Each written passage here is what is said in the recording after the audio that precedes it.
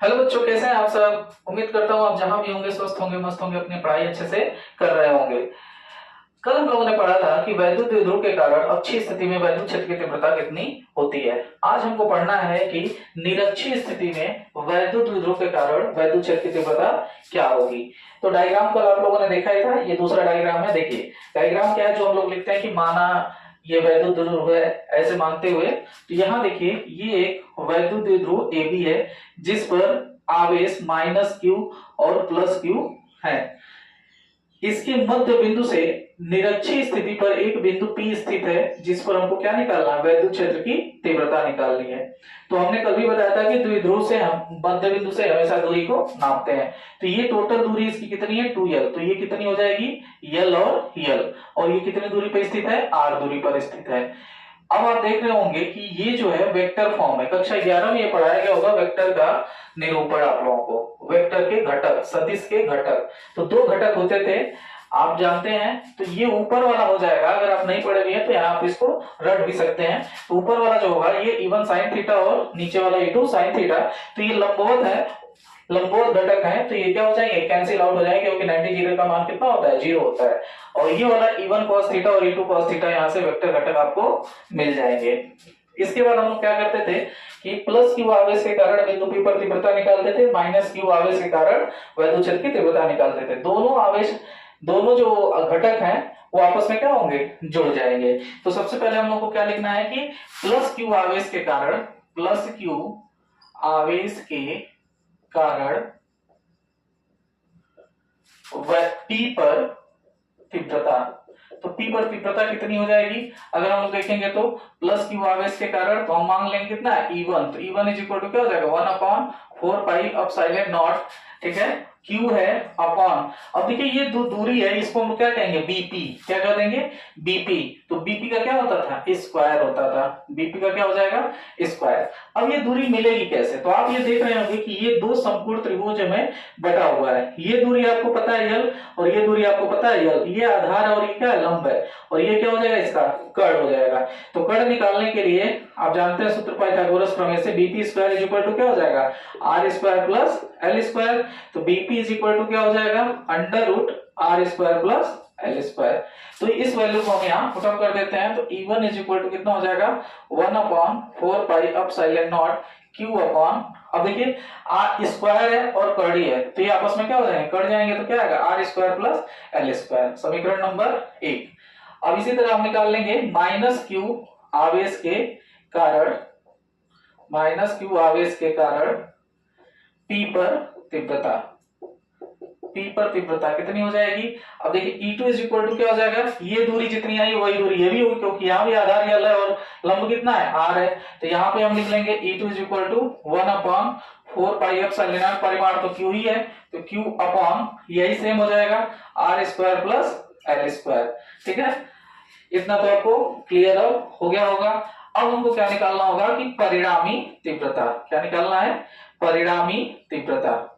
तो परिणामी तीव्रता निकालने के लिए हमको क्या करना होगा, E बराबर हो जाएगा E1 cos theta plus E2 cos theta. आप लोग यहाँ देख ही रहोगे कि जो परिणामी तीव्रता है इन दोनों के सदिश योग के क्या होगा, बराबर होगा। तो E इज इक्वल टू क्या हो जाएगा, E1 cos थीटा। तो E1 कितना है, 1/4 pi epsilon not Q upon R square plus L square और cos थीटा, प्लस E2 वही है same, 1/4 pi epsilon not Q upon R square plus L square cos theta. ये common हो जाएगा, यहां से मैं यहां लिख देता हूं इसको, E इज इक्वल टू क्या हो जाएगा, 1/4 पाई एप्सिलॉन नॉट, यहां देखिए Q upon R square plus L square, क्या निकल जाएगा इसमें से कॉमन। तो ब्रैकेट में आपको क्या बचेगा, cos थीटा। तो एक cos थीटा में क्या बन जाएंगे, 2 cos थीटा। क्या बन जाएगा, 2 cos थीटा। क्लियर। अब आपको क्या करना है, इस cos थीटा का मान आपको बताना है। तो cos थीटा का मान यहां से अगर आप इसको थीटा मानते हो तो cos थीटा बराबर, यहां से हम लोगों ने ट्रिग्नोमेट्री में पढ़ा हुआ है कि क्या होता है, आधार बटा कर्ण, आधार बटा कर्ण। तो cos थीटा बराबर आधार कितना है, यल है, और कर्ण अभी आपने निकाला कितना, under root R square plus L square. मैं यहाँ लिख देता हूँ, आप लोग कंफ्यूजन ना हो, R square plus L square, और इधर वाली भी दूरी क्या हो जाएगी, R square plus L square. इस वैल्यू को हम cos थीटा की जगह क्या कर देंगे, पुट कर देंगे, इज इक्वल टू हो जाएगा 1/4 pi epsilon not Q upon R square plus L square, ठीक है, इंटू 2, और cos थीटा की जगह हम क्या रख देंगे, L upon under root R square plus L square. उम्मीद है कि आपको यहाँ तक समझ में आ गया होगा। अब आपको क्या करना है, जो ये अंडर रूट होता है, ये अंडर रूट हमेशा घात के रूप में होता है। कितना घात होता है, 1/2 होता है।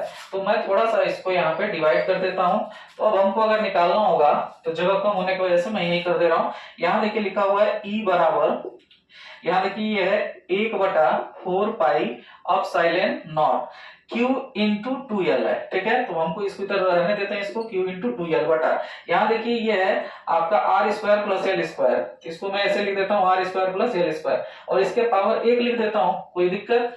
उसके बाद से गुणे, यहाँ जो है कर्णी को हम घात के रूप में बदल देते हैं, R square plus L square, और घात कितना हो जाएगा, 1/2।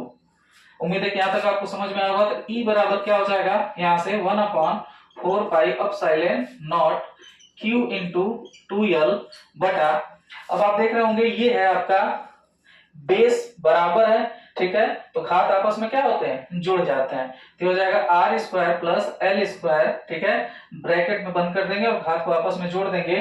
तो 1 और 1/2 जुड़ेगा, कितना होगा, 3/2, ठीक है। यहाँ तक क्लियर है। E इज इक्वल टू यहाँ हो जाएगा 1/4 पाई एप्सिलॉन नॉट।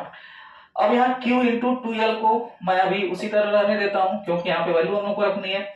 यहाँ जो हम लिखेंगे कि L का जो मान है वो क्या है, बहुत ही छोटा है, किसके मान से, R के मान से। तो जब L का मान R के मान से बहुत छोटा है तो L को हम क्या मान लेंगे, शून्य मान लेंगे। तो ये हो जाएगा, जब यहाँ से L हट जाएगा तो R का स्क्वायर, ठीक है, और पावर 3/2, 2 से 2 क्या हो जाएगा, कट जाएगा। E इज इक्वल टू हो जाएगा 1/4 pi epsilon not Q into 2L क्या होता है, वैद्युत द्विध्रुव आघूर्ण, कल भी हम लोगों ने पढ़ा था। तो यहाँ लिख देंगे Q इंटू 2L की जगह क्या हो जाएगा, P, क्या हो जाएगा, P, और ये 2 से 2 कट गया, क्या बचा है, RQ। यही है आपका वैद्युत द्विध्रुव के कारण निरक्षीय स्थिति में वैद्युत क्षेत्र की तीव्रता। उम्मीद है कि आप लोगों को ये टॉपिक समझ में आया होगा। थोड़ा सा ये कॉन्सेप्ट अगर आपको क्लियर हो जाएगा तो डेरिवेशन बहुत कठिन नहीं है। अगर आप चाहें तो इसका स्क्रीनशॉट ले लें। इस वीडियो को आप कई बार देखेंगे तो आपको बिल्कुल क्लियर हो जाएगा। तो कल हम लोग इसके आगे इसका नेक्स्ट टॉपिक पढ़ेंगे। जय हिंद, धन्यवाद।